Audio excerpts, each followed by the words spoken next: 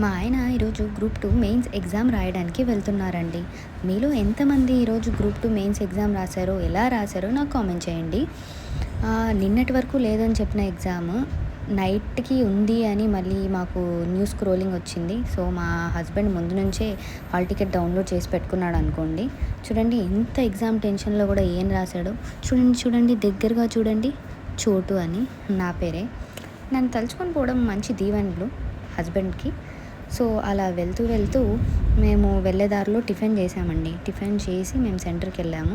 మా husband mains వరకు వచ్చారు అంటే నేను అది చాలా ప్రౌడ్‌గా ఫీల్ అయితున్నాను. దాని వెనకాల ఎంతో కష్టం ఉంది. ఆఫీస్‌కి వెళ్తూ ఈవినింగ్ వచ్చి చదువుకోవడము అంతా.